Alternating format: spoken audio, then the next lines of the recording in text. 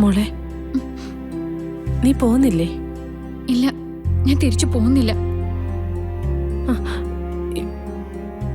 എന്താ മോളെ നീ പറയുന്നേ? അപ്പോ സിതാര മാഡത്തിന് നീ കൊടുത്ത വാക്കോ?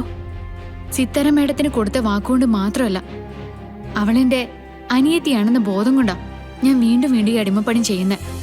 പക്ഷെ അവക്ക് അതിനുള്ള അർഹതയൊന്നുമില്ല. അമ്മയെ തല്ലി അവക്ക് വേണ്ടി ഞാനിനി ഒന്നും ചെയ്യാൻ ഉദ്ദേശിക്കുന്നില്ല. വേണ്ട മോളെ, നീയും നവീനും ഒന്നിച്ച് ജീവിക്കുന്ന കാണാന് ഞങ്ങൾക്ക് ആഗ്രഹമെന്ന് ഞാനും ഗോപാലനും മോളിക്കുട്ടി എല്ലാരും നിന്നോട് പറഞ്ഞു.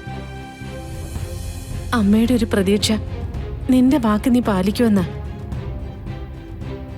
ജീവിതത്തിൽ ഇന്നേ വരെ ഒരു വാക്കും ഒരാളോട് എന്റെ മോളെ തെറ്റിച്ചിട്ടില്ല.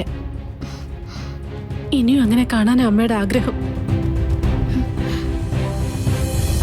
കൃഷ്ണേ, മുൻപ് സത്യങ്ങളെല്ലാം വിളിച്ചു പറയുമ്പോ നമുക്ക് സിതാര മാഡത്തിനെയും ഗാഥയെ മാത്രം നോക്കിയാൽ മതിയായിരുന്നു.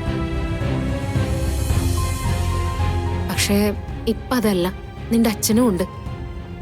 ആ മനുഷ്യനെ നീ ചതിക്കായിരുന്നു എന്ന് അദ്ദേഹം അറിഞ്ഞാലേ അത് പൊറുക്കൂ. മോള് ചെല്ല്, അമ്മ ഇനി അവളൊന്നും ചെയ്യില്ല. തല കുനിച്ച് എന്ന് എന്തു സഹിച്ചോളാന്ന് ഇനി അമ്മ തീരുമാനിക്കണ്ട. സിത്താര ശ്രീനിവാസ് അല്ല, അവള് ഗാഥ ശ്രീനിവാസ. ആ പരിഗണന മാത്രം കൊടുത്താൽ മതി അവക്ക്. ശരി മോളെ, അമ്മ നീ പറയുന്ന പോലെ ചെയ്യാം.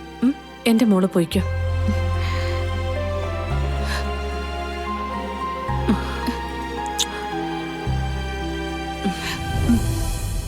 അമ്മേ, ഈ ലോകത്ത് അമ്മയേക്കാൾ വലുതായിട്ട് എനിക്ക് ഒന്നുമില്ല. അമ്മയ്ക്ക് എന്ത് സങ്കടം വന്നാലും അമ്മ എന്നോട് പറയണം. പറയാതിരിക്കരുത് കേട്ടോ. പറയാം. മോളിക്കുട്ടി, ഇവളെ കൊണ്ടുവിടെ. വാ കൃഷ്ണൻ, ഞാൻ പോട്ടെ. ശരി ശരി.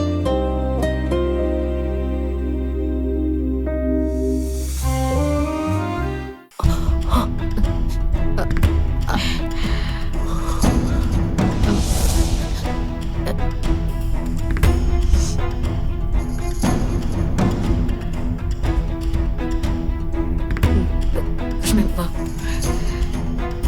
നിക്ക് നിക്ക് നിക്ക്, പെട്ടെന്ന് വാ.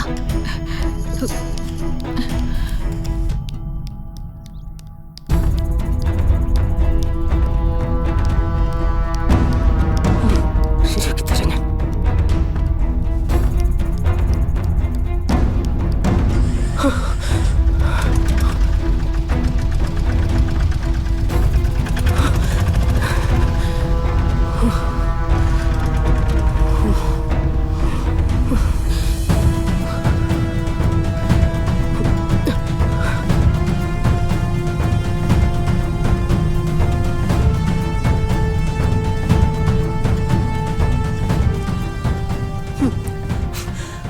അവളുടെ കാലില് പ്ലാസ്റ്ററോടെ.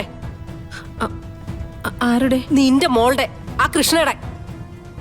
ഒരു കുഴപ്പമില്ലാതല്ലേ ഇപ്പൊ എന്റെ മുന്നിലൂടെ പോയത്. അത് കൃഷ്ണയല്ലേ, മോളിക്കുട്ടിയുടെ കൂട്ടുകാരി.